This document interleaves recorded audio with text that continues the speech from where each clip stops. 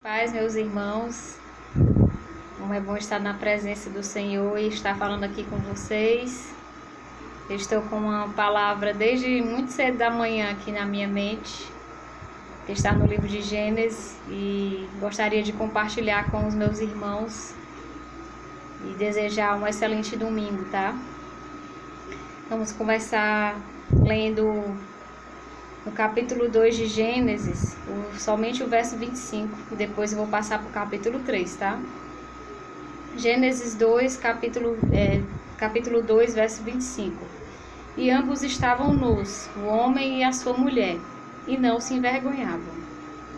Agora vamos para o capítulo 3, o verso 8. E ouviram a voz do Senhor Deus, que passeava no jardim pela viração do dia. E escondeu-se Adão e sua mulher da presença do Senhor Deus, entre as árvores do jardim. E chamou o Senhor Deus a Adão e disse-lhe: Onde estás? E ele disse: Ouvi tua voz soar no jardim, temi, porque estava nu, escondi-me. E Deus disse: Quem te mostrou que estavas nu? Comeste tu da árvore de que te ordenei que não comesses? Então disse a Adão: A mulher que me deste por companheira, ela me deu da árvore e eu comi. E disse o Senhor Deus à mulher: Que fizeste isso?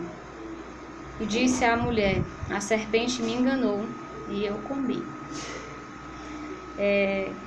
O mais engraçado, né, nessa história, né, que já começa com um grande dilema sobre conhecimento do bem e do mal, sobre a nudez da carne que antes já existia, mas que não era percebida, porque ainda não se tinha conhecimento do bem e do mal.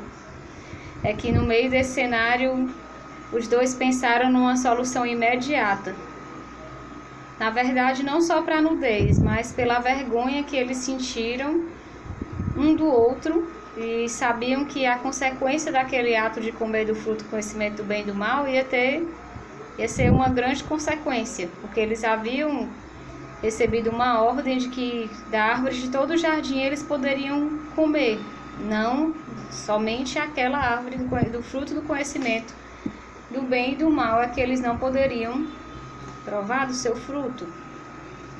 E aí veio a solução imediata, que foi cozer as folhas da figueira, talvez fosse a árvore mais próxima a eles. Alguns historiadores dizem que o fruto que eles comeram era o figo, já que a solução imediata e até lógica seria se cobrir com a árvore que estivesse mais próxima, né?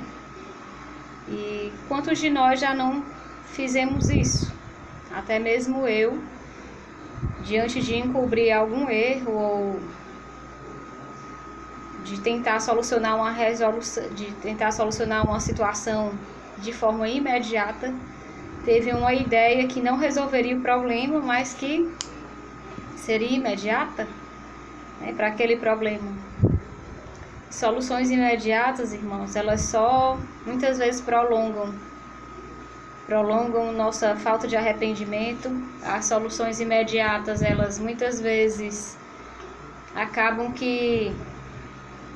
fazendo que a gente prossiga no erro principal. Gostaria de salientar que o Criador não estava preocupado com a nudez dele, até porque, semelhantemente a nós, eles foram feitos à sua imagem e semelhança. E o Senhor conhecia cada parte do corpo deles, assim como conhece a nossa. Na verdade, a nossa nudez física é o que menos preocupa o Senhor. Na verdade, aquilo que mais chama a atenção do Senhor é aquilo que sai de dentro da gente, não aquilo que está fora. E essa solução imediata deles não deu muito certo. Cobrir, logo vem a pergunta: quem te mostrou que estavas nu? Eles estavam nu o tempo todo, até aquele momento.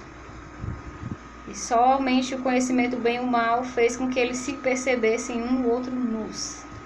E diante de Deus.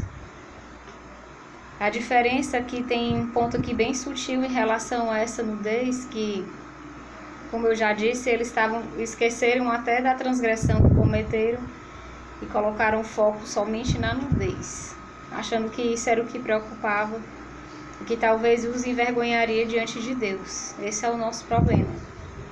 Diante de nós, talvez até Deus quisesse nos ver nus, desprovidos de qualquer orgulho, ganância, ambição, diante dele. Muitas vezes nós estamos vestidos com a nossa roupa física. E a nudez que sentimos não tem a ver tanto com as roupas que queríamos estar vestidos ou não estamos.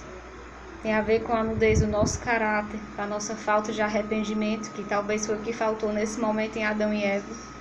Não houve manifesto sequer sobre arrependimento do consumo do fruto do conhecimento do bem e do mal. Um ficou tendo um comportamento típico humano, né? De querer utilizar o argumento para culpar o outro, não assumir aquilo que se faz. E talvez se houvesse arrependimento, aqui a narrativa seria outra. Se arrependeram Adão e Eva de comerem o fruto do conhecimento do bem e do mal, pediram a misericórdia de Deus. Mas aqui na nossa Bíblia, nessa tradução, e talvez em nenhuma outra que eu tenha pesquisado hoje para tratar desse assunto, existiu esse momento desse arrependimento do mau fruto. E hoje o que eu gostaria de chamar a atenção dos irmãos é que, se for necessário, nos mostrarmos diante de Deus, nos despidos de todo orgulho, toda a falta de bom senso. Se for necessário, que nos envergonhemos de nossos atos. Se for necessário, que estejamos diante do Pai, nus, como viemos ao mundo, não fisicamente, mas num sentido metafórico, nus. Mas que haja em nós frutos de arrependimento. Como eu disse no começo, nós, seres humanos, somos mestres em tentar remediar nossos problemas de forma imediata, sem que isso seja uma solução imediata. Eu mesma já fiz isso milhões e trilhões de vezes. Me trouxe um problema futuro muito maior do que aquele que já existia, que eu tentei solucionar. Mais na frente nós vamos ver no verso 21 que fez o Senhor Deus a Adão e a sua mulher túnicas de pele e os vestiu. Olha só que Deus zeloso, né? Ele percebeu que aquilo os incomodava. E certamente as folhas de figueira não iriam durar muito tempo. E ali ele providenciou as túnicas de pele e os vestiu.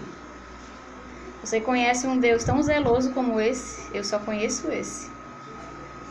E para nos incomodar, para não nos deixar incomodados com alguma situação, providencia até túnicas e nos veste de forma adequada. E essa é a palavra que eu tenho para os irmãos refletirem hoje. Esteja despido diante de Deus, mas sobretudo com frutos de arrependimento. Nesse tempo difícil de quarentena, muitos estão plantando frutos de arrependimento em seu coração, estão reconhecendo os erros